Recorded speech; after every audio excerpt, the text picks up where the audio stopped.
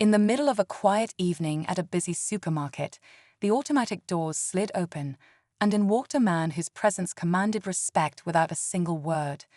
Dressed in full military fatigues, his uniform decorated with insignia that spoke of years of dedication and service, General Marcus Carter stepped inside, scanning the aisles for a few essentials before heading home. He had spent his entire life serving his country, leading soldiers through battles, making impossible decisions under pressure, and protecting the very freedoms that allowed every person in that store to go about their day without fear. But on this particular evening, none of that mattered. A few aisles away, Officer Ryan Calloway adjusted his belt and glanced around the store. He wasn't officially on duty, but as a security officer, he prided himself on maintaining control wherever he went. His eyes locked onto Marcus, and immediately, something inside him flared up. A mixture of suspicion, authority, and something else, something unspoken. He watched the general move through the aisles, his jaw tightening as he convinced himself that something was off. Marcus, oblivious to the officer's watchful eyes, grabbed a loaf of bread and a carton of milk, placing them in his basket. It had been a long day, and he was looking forward to getting home. As he turned the corner toward the checkout, he noticed a sudden shift in the store's atmosphere. Conversations grew quieter, heads turned, and before he could fully process it, he heard a firm voice from behind. "Hey, stop right there." Marcus turned around slowly, his brows furrowing in confusion. Standing a few feet away, Officer Calloway had his hand resting on his holster, his stance tense. The air between them grew thick, unspoken tension hanging over the moment like a storm cloud about to break. "Is there a problem, officer?" Marcus asked, his voice calm but firm. Calloway took a step closer, his fingers twitching slightly. "What are you doing here?" The question didn't make sense. It wasn't what most officers would ask in this situation. It wasn't about shoplifting.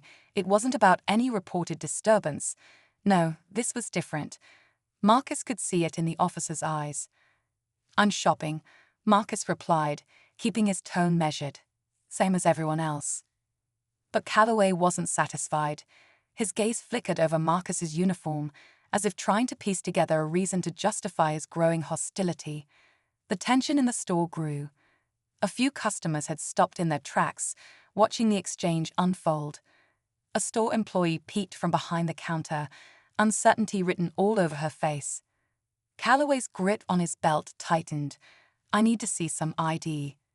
Marcus exhaled slowly, forcing himself to stay composed. He had faced enemies in war zones, led soldiers through dangerous missions, and stood before world leaders discussing matters of national security. And yet, here he was, being questioned for simply existing in a supermarket. "On what grounds?" he asked.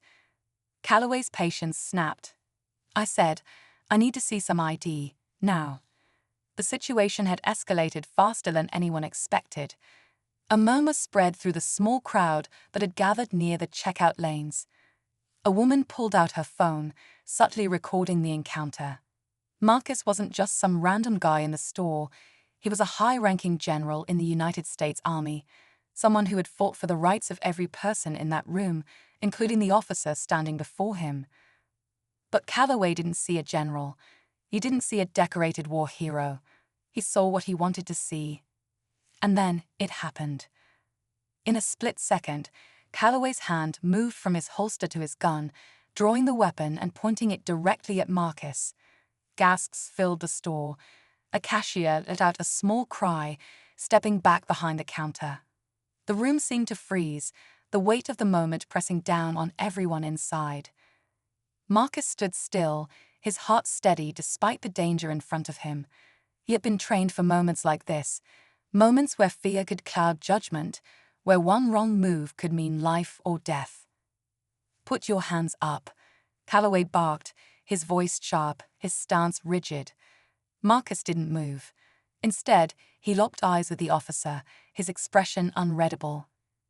"Do you know who I am?" Marcus asked, his voice cutting through the air like steel. Calloway hesitated for half a second, but he didn't lower his weapon. "I said put your hands up." The entire store held its breath. The employees, the customers, even the officers standing behind Calloway, who hadn't drawn their weapons, but were watching with growing unease. Marcus remained still, his posture unwavering. He had faced threats before, but this one was different. This one wasn't in a foreign land, wasn't against an enemy on the battlefield. This was in his own country, in a place where he should have felt safe, at the hands of someone who was supposed to protect and serve. And in that moment, the reality of the situation hit him. This wasn't about suspicion. This wasn't about a crime. This was about something far deeper, something that had existed long before either of them had stepped into that store. A bead of sweat rolled down Calloway's temple. His grip on the gun remained firm, but there was a flicker of doubt in his eyes now. The murmurs in the store grew louder. The phone cameras were still recording. The weight of what was happening was pressing in from all sides. And then the unthinkable happened. Before Calloway could process it, one of his own fellow officers stepped forward. A tall, broad-shouldered black officer, his face set in a deep frown. "Ryan," the officer said, his voice low but firm. "Put the gun down." Calloway's jaw tightened. "He's not listening to my commands." "Put the gun down." For the first time, hesitation overtook Calloway's face. The world around him was shifting. The onlookers, the cameras, the reality of the situation, everything was closing in. Marcus didn't blink. He stood there, unwavering, waiting to see what would happen next. Would Calloway make the biggest mistake of his life? Or would he finally realize, far too late, who exactly he had just pointed a gun at? The store was eerily silent, the tension hanging in the air so thick it was almost suffocating. The officer's gun remained locked onto General Marcus Carter, his hands trembling ever so slightly, but he tried to appear in control. The other officer, the one who had called him by name, took another step forward, his eyes filled with something between frustration and disbelief. "Ryan," he repeated, this time softer, but with even more weight. "You don't want to do this." But Officer Ryan Calloway wasn't ready to back down. His pride, his authority, everything he thought he stood for, was on the line.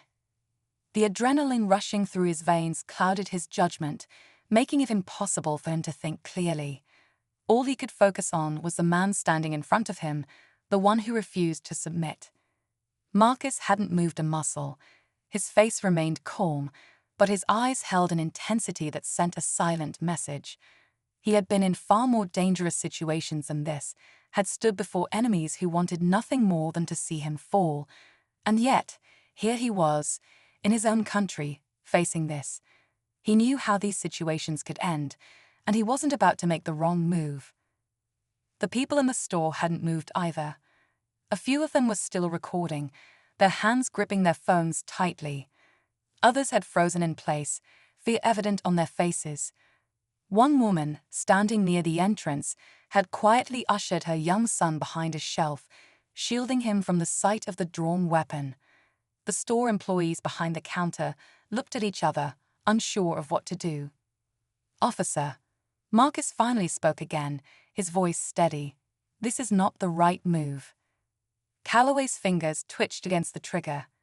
"You don't get to tell me what the right move is." Marcus inhaled deeply, his patience unwavering. He had seen this before, fear disguised as control. Calloway wasn't acting on logic.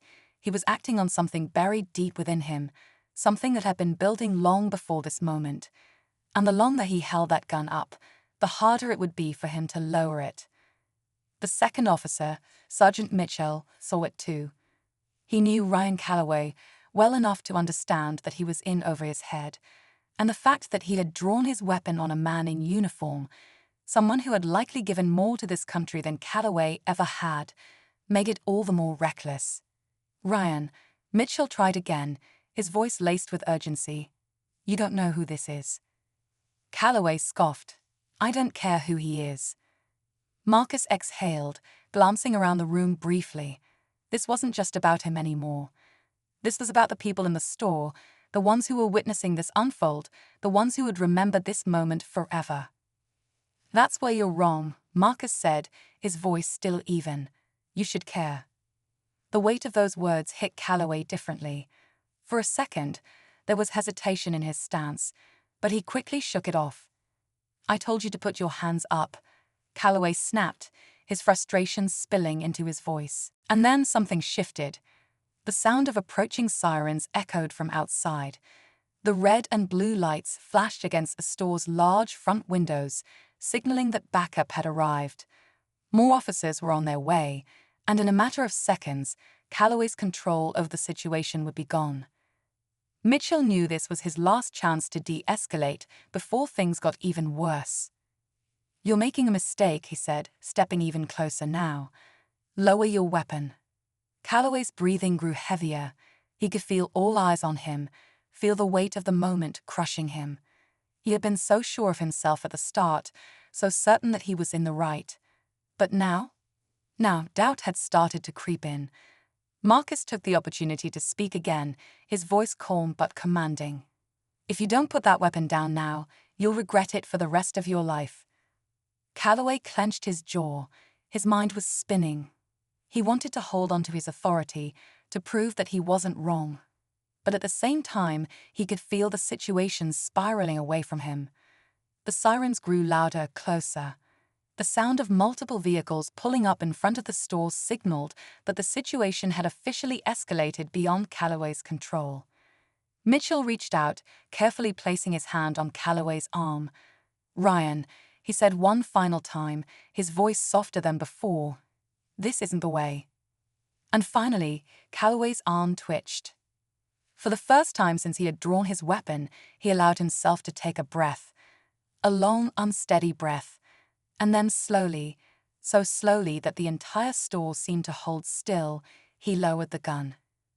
A collective exhale rippled through the room. The tension, still thick, began to shift, but it wasn't gone. Not yet. Marcus didn't move, didn't say a word. He simply watched. And then the front doors burst open. Several uniformed officers rushed inside, their weapons drawn, eyes scanning the room for the threat they had been called about. They saw Calloway first, his gun still in his hand, but now pointed at the floor. Then they saw Marcus, standing tall, unmoving.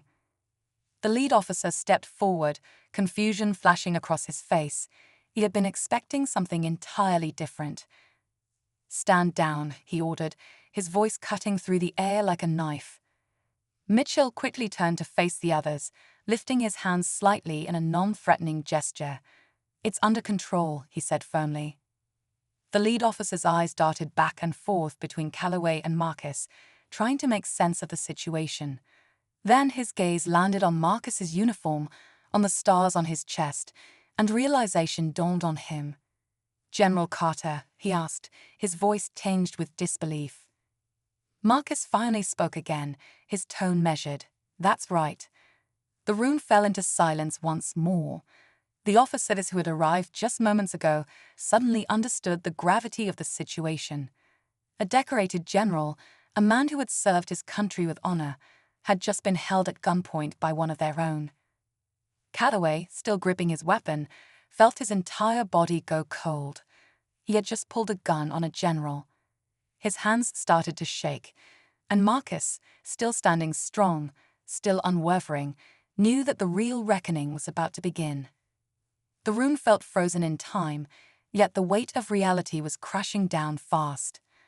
Officer Calloway's grip on his gun slackened as realization struck like a freight train. He had made an irreversible mistake. His pulse pounded in his ears, drowning out the murmurs and gasps of those around him. His training, his instincts, none of it had prepared him for this moment. He had never questioned himself before, never doubted his authority. But now, standing before General Marcus Carter, he felt something he hadn't expected: fear. Not the fear of losing his badge or facing discipline, but a deeper, more unsettling fear. The fear of being exposed, of the world seeing him not as an officer of the law, but as something else entirely.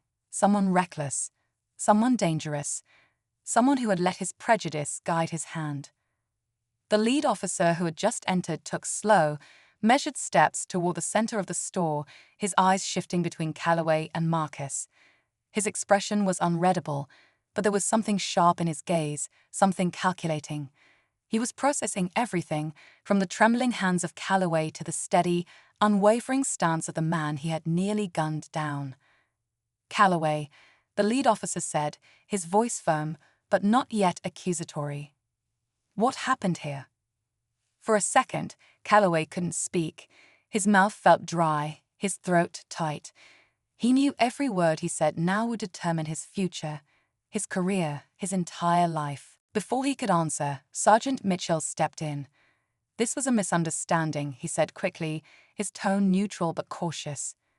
"We responded to a report of a possible disturbance, and things escalated, but it's under control now." Marcus let out a slow breath. A misunderstanding. That was how they were going to frame it. As if a gun being drawn on an unarmed man, a high-ranking general, no less, was just a simple error in judgment. As if this kind of thing didn't happen to men who looked like him far too often.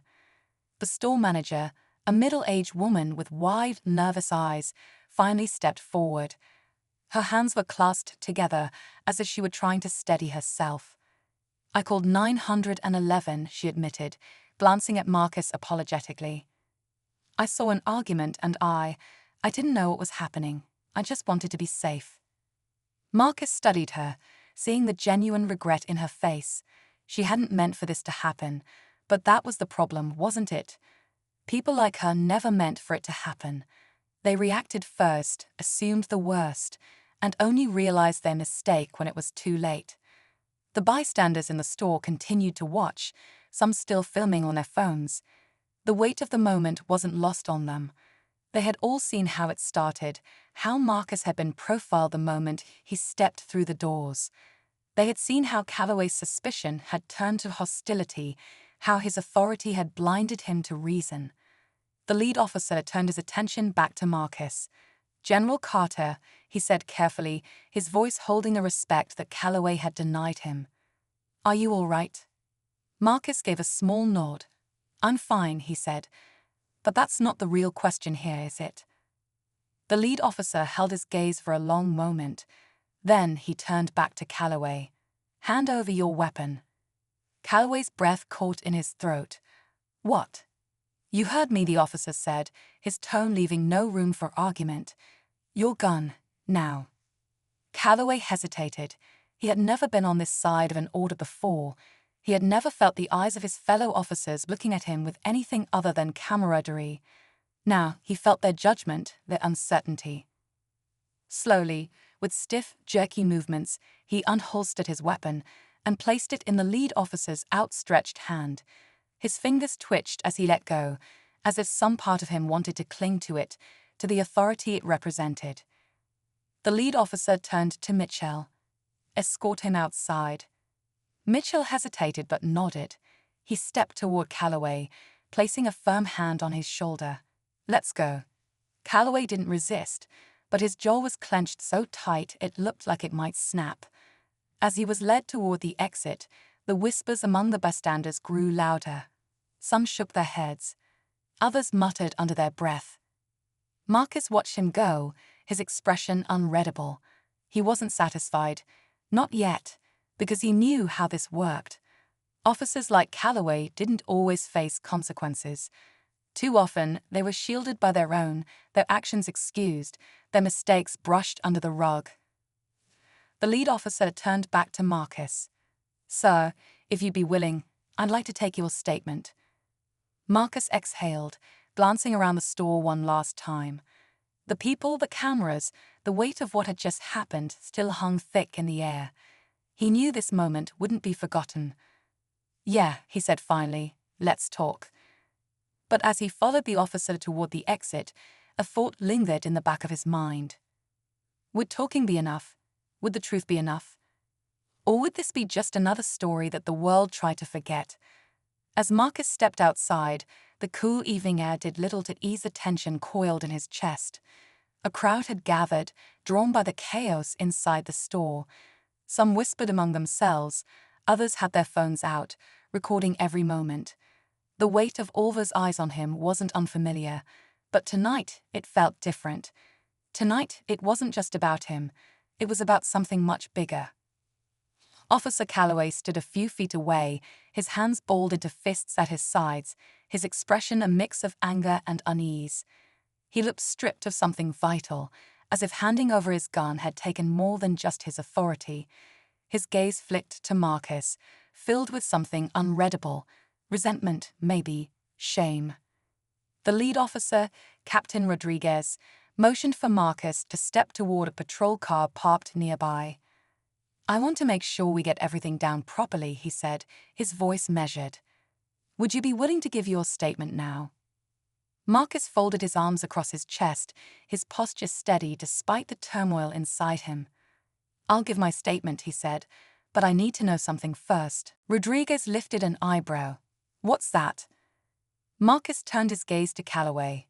"What happens to him?" The question landed heavily between them. Rodriguez hesitated, glancing toward the officer in question. "There will be an internal investigation," he said carefully. "Standard procedure." Marcus let out a slow breath. Standard procedure. He had heard those words before, too many times. They were the words used to stall, to push things aside until the world stopped paying attention. The crowd around them grew restless. A woman in the front shook her head, her voice cutting through the low hum of conversation. "So that's it, he just gets to go home." A murmur of agreement rippled through the onlookers. The people weren't satisfied, and neither was Marcus. Then, a voice from behind called out, loud and clear, "Sir." Marcus turned to see a young soldier pushing through the crowd, his uniform crisp despite the long day. His face was familiar, one of his own, someone he had mentored during training. The soldier came to a stop in front of Marcus, his chest rising and falling quickly. "I saw everything," the young man said, his voice filled with urgency. "Sir, they need to know who you are." Marcus held his gaze for a moment before turning back to Rodriguez. "They already know," he said. "But that's not the point, is it?" Rodriguez exhaled, rubbing the bridge of his nose. "General Carter, I need you to understand that there's a process." "A process that rarely leads to real consequences," Marcus interrupted, his voice firm but calm. "A process that lets men like Calloway walk away without truly being held accountable." Calloway's head snapped up. "I made a mistake," he muttered, his voice low but defensive. "It wasn't personal."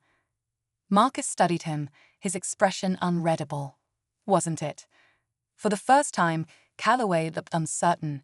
His usual confidence wavered under the weight of Marcus's words. The reality of his actions was setting in, and the presence of the crowd, the recordings, the scrutiny, it all added to the pressure mounting around him. Rodriguez cleared his throat, shifting uncomfortably. "Let's move this somewhere more private," he suggested. "This doesn't need to turn into a spectacle." But Marcus shook his head. "No, that's exactly the problem. These things happen behind closed doors. They get buried, they get forgotten." He turned, gesturing to the people around them. "Not this time." The energy in the crowd intensified. People weren't just watching now. They were part of this moment. They weren't just waiting for a resolution. They were demanding one.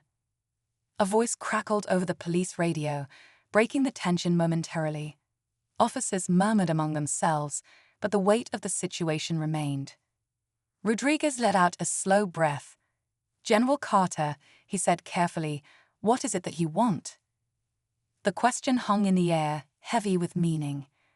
Marcus glanced back at Calloway, at the man who had nearly pulled the trigger on him simply because of an assumption, a bias buried so deep that even now, he probably didn't fully understand it. What did he want? Justice? An apology? Change? Or was it something more? Something deeper? The night wasn't over, and neither was this story.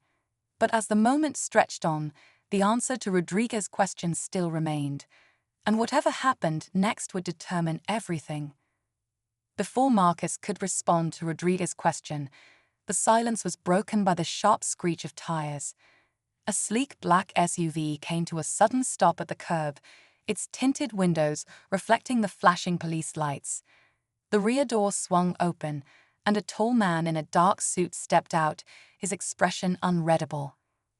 The murmurs in the crowd grew louder as people recognized him. Marcus knew him immediately, Charles Dunham, a high-ranking official in the Pentagon. His presence alone sent a wave of tension through the scene. He wasn't someone who showed up without reason, and if he was here, it meant something far bigger was at play. Dunham adjusted his suit jacket and walked straight toward Marcus. He didn't acknowledge Rodriguez or Calloway, didn't glance at the cameras still recording. His gaze locked onto Marcus, and for the first time that night, Marcus felt an unease he hadn't expected.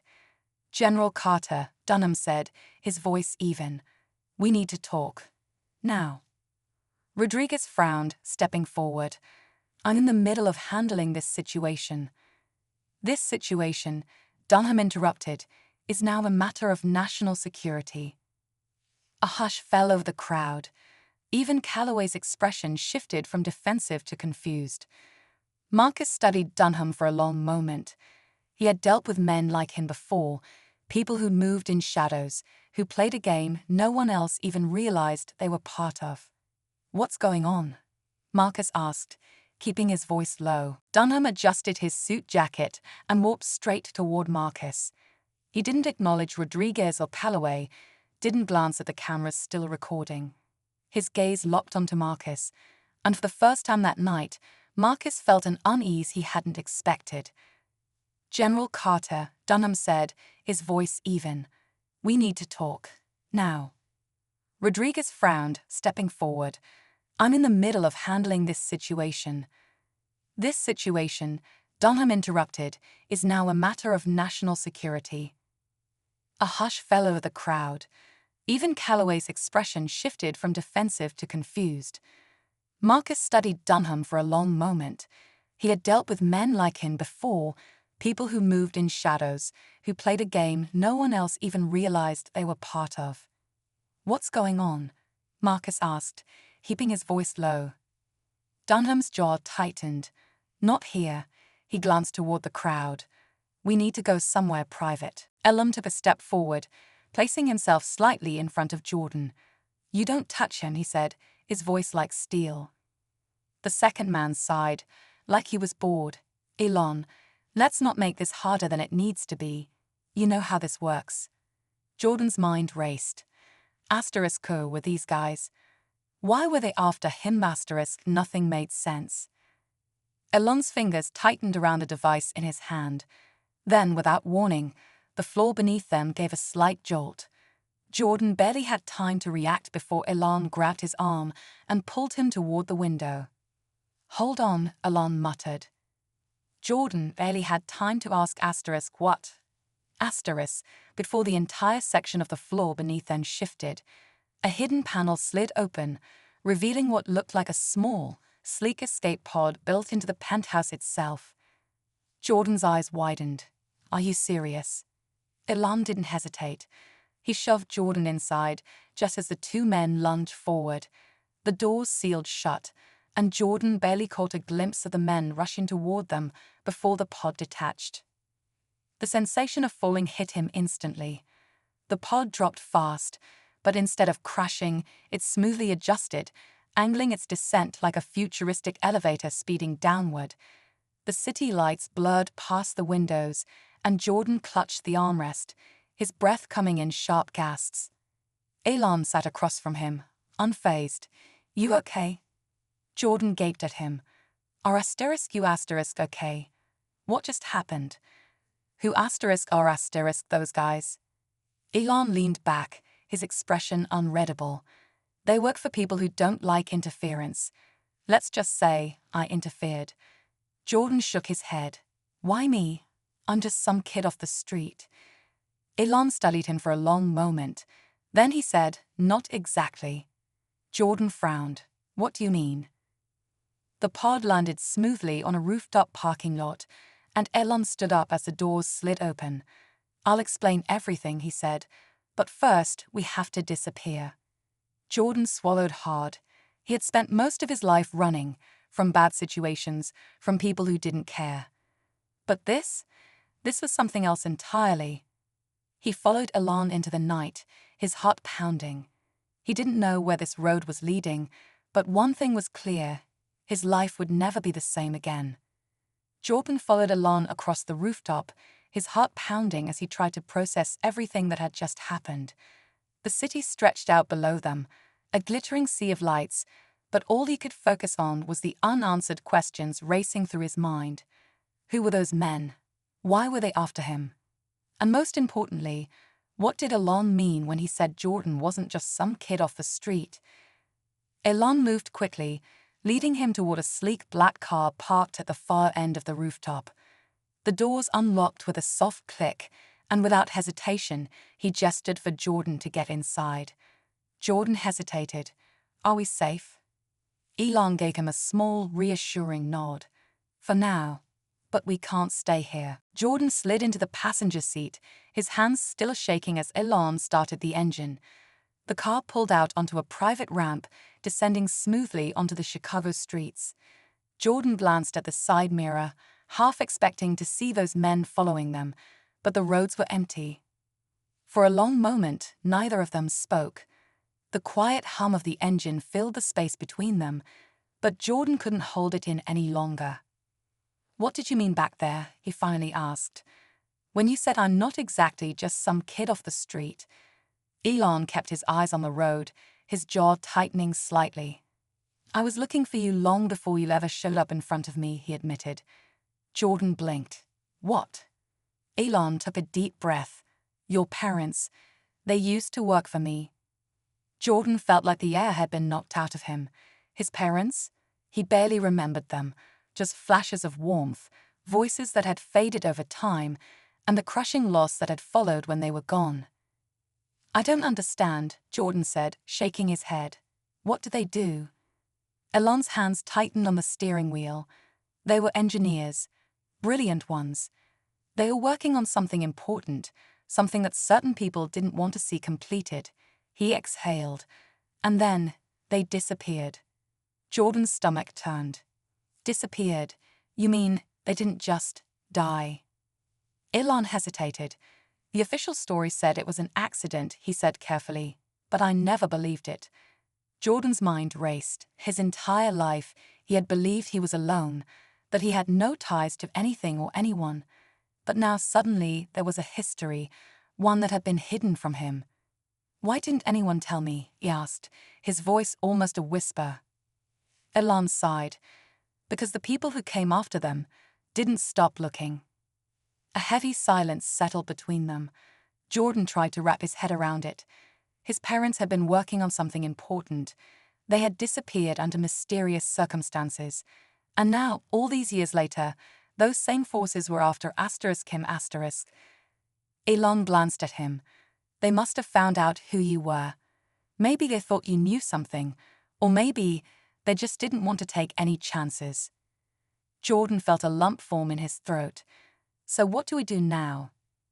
Elon was quiet for a moment, as if weighing his next words carefully. Then he said, "We fight back." Jordan stared at him. "Fight back? Against who?" Elon's gaze was steady. "The people who took everything from you." The words settled deep in Jordan's chest. His whole life, he had felt powerless, just another kid lost in the cracks of the world, struggling to survive. But now, for the first time, he felt something different. Purpose. Elon reached into his jacket and pulled out a small flash drive. "This," he said, holding it up, "is what your parents were working on. They left behind something important, something that could change everything. But it's unfinished." He placed it in Jordan's hand. "And I think you're the one meant to finish it." Jordan looked down at the flash drive, his fingers tightening around it. He didn't know what was on it yet. He didn't know what it meant. But he knew one thing for sure: he wasn't running anymore. Elon gave him a small smile, almost like he could see the decision forming in Jordan's mind. "You're not alone in this," he said. "You never were." For the first time in a long time, Jordan believed him.